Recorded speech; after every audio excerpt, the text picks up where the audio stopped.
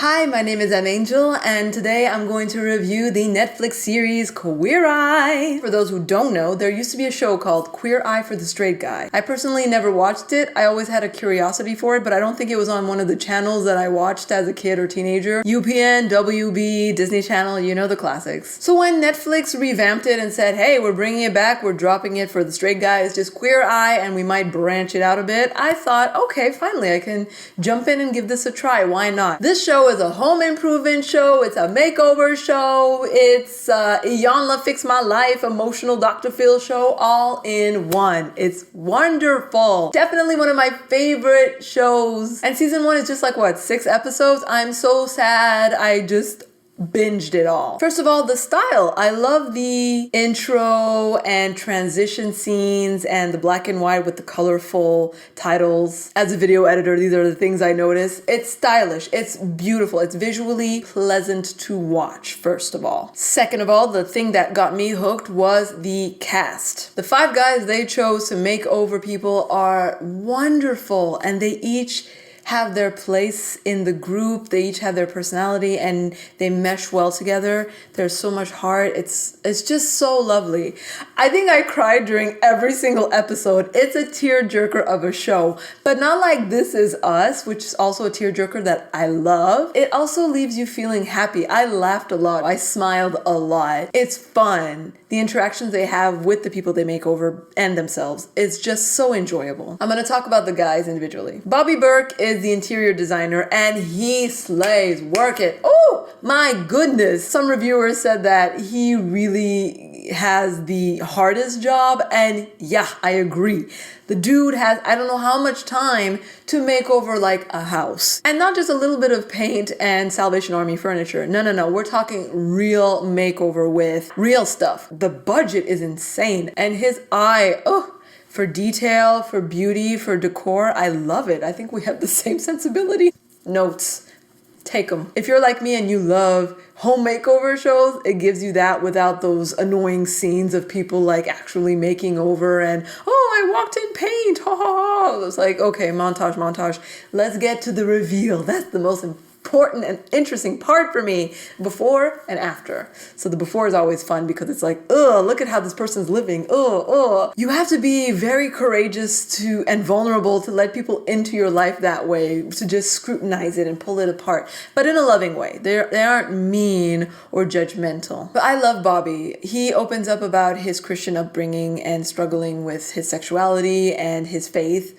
And there's an episode that touches on that. Obviously I cried and it was really interesting. Karamo Brown was one of my favorites. He's just so multi-layered and sweet. He has the job of culture, whatever that meant. I had no idea what that meant. I was like, what is culture? But when you actually see what he does, kind of like the psychologist of the group, the therapist. He talks to the people. He attacks emotional side. He goes through a person's life to see, okay, how can we improve upon certain areas of your life? But we need to dig a little deeper so we can identify the obstacles, the problems, and offer solutions for them. So it's not just about let's go out and go to the movies or buy tickets to see a show, or you should do more fun activities in your life. It's also about, here, try something new to get out of your comfort zone as a therapeutic exercise in leaving behind something that's holding you back. He's very charismatic and has a great approach with the people that they're making over. Just loved it. He's beautiful. Yes, physically, but I meant emotionally, internally. And I thought it was very clever, to ride around in a car with these straight dudes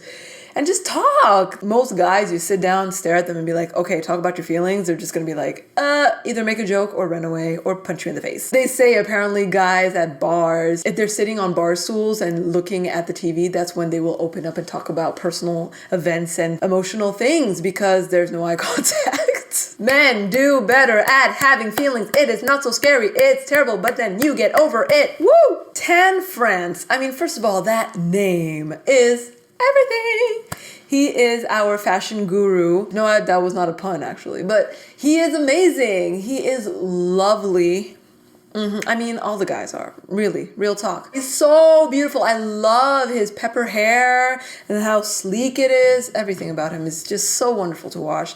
He's so sweet and grounded, calming. The way he styles people is great. He's sensitive. He's not just like, you look terrible, let me redo you. He approaches people with empathy and care and patience. And he respects preferences. If they are not feeling it, he's like, the goal is for you to refine your taste, but to stay within your taste as well, to be yourself, to be natural. So I love that he would respect their reservations and preferences. Antoni Porowski is my kryptonite.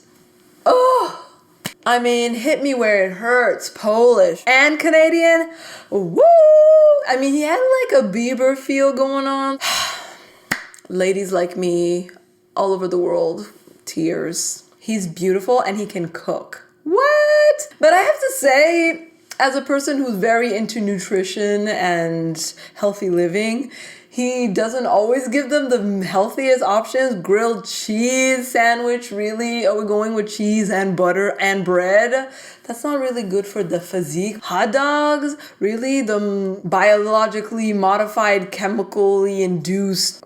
Is that really what we're going to encourage people to learn to make? I thought you were going to encourage them to make, ratatouille, stuffed bell pepper, something healthy. I don't know, maybe it's the budget. All of it went to home improvement, so he was left with the scraps. All right, here, go to Walmart, get some bread, cheese, make something. And then, last but not least, Jonathan Van Ness. Jonathan is my doppelganger in spirit. He speaks in catchphrases, as some reviewers said, and that is totally it. He says, slay this, yas queen that, snaps, yas. I love it. It's just I don't know why I became this way and he is this way. So I identified with him immediately. I connected to him. I love his energy. He's lighthearted. He's the hairstylist, hair, beard, obviously. There are some before and afters in this show that really make you go, okay. So all it takes is a good haircut and a nice shave